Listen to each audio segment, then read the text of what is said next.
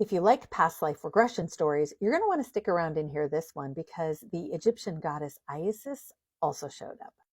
My name is Tracy, and after I help my clients look at a past life, we call forth their higher self, where they channel their higher self and get tons of healing and ask all kinds of questions they have about their lives. In a recent session I had, my client was a wife and a mother. Her husband got called away to war and he never returned. She was very angry and resentful for that, and it was really difficult to raise her son on her own. She tried to be the best mother she could, but she said she spent a lot of time being concerned about the future and being provided for and living in survival mode.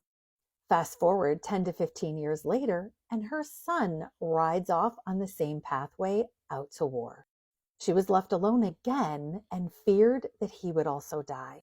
She received some letters from him, but then the letters stopped coming and she assumed the worst. Her greatest fear, that her son would also die in the war, manifested.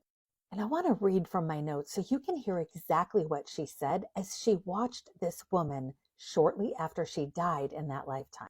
This is what my client said. She said, "I pity that woman.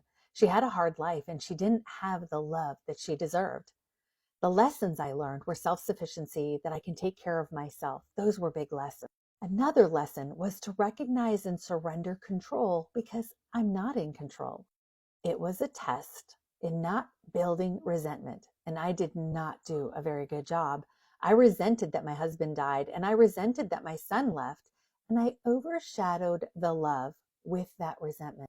The resentment overshadowed any gratitude I had. The beauty of the location that I lived in faded, and I didn't see the good things in my life because I was so upset." Again, these are things she saw after her soul left her body, where she could see things from a higher perspective. She finds herself floating up and up, and she also said, "I would have liked to have achieved learning how to really surrender. I had to accept it, but I didn't surrender." In that line, my heart was so clogged with hate and anger that I felt like I wasted so much time. In the next scene, she found herself waiting in a place filled with tables and chairs, and the Egyptian goddess Isis came and sat down next to her. It was in her conversation with Isis that she realized the mother that she was in that lifetime is the exact same kind of mother she has in this lifetime. Isis told her she was holding the resentment like a tumor, a big black void sitting right under her belly button in her sacral area that runs the entire length of her torso, and it's hollow and should be taken out. I then called forth her higher self, and her higher self proceeded to remove it, then put her organs back in their original place once it was removed.